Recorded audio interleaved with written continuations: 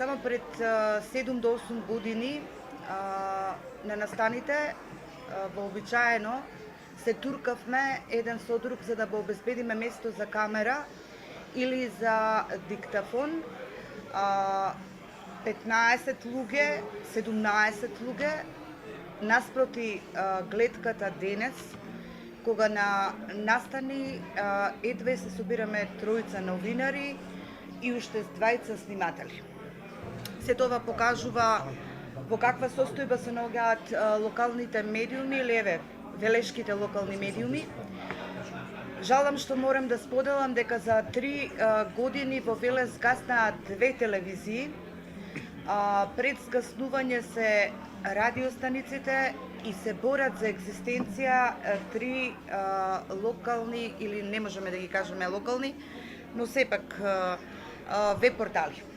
Тоа е сликата која што ја оставаме пред граѓаните, од кој што досега многу пати сме побарале поддршка, барем ние, новинарите, во делот на презентирањето на нашиот труд или она што го работиме секојдневно и бараме читаност.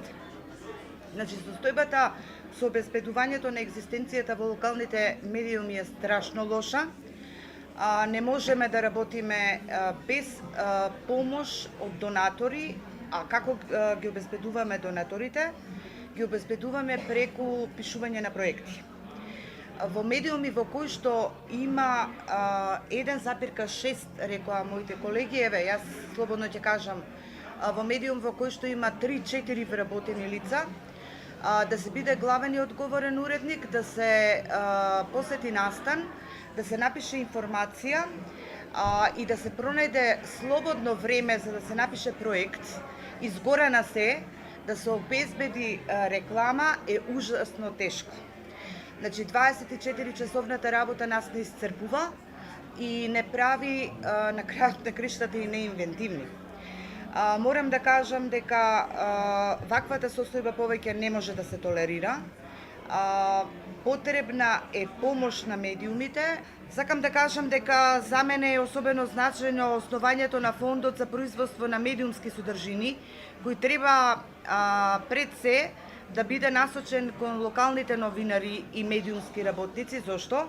Затоа што сметаме дека тоа е формата која што ќе ни овозможи да произведуваме или продуцираме квалитетни медиумски содржини, а на некој начин и обезбедиме финансиски средства за да бидеме препознаени и од самите граѓани, а исто така и од рекламерите, кои што се многу значајни, но не препознаваат во локалната заедница.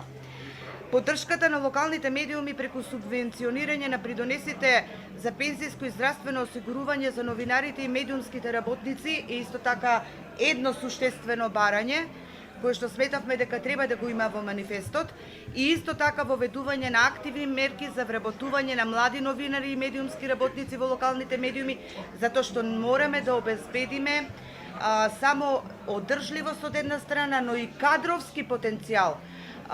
Во Велес во последните 5 години немаме ниту еден дипломиран новинар, што е пораз.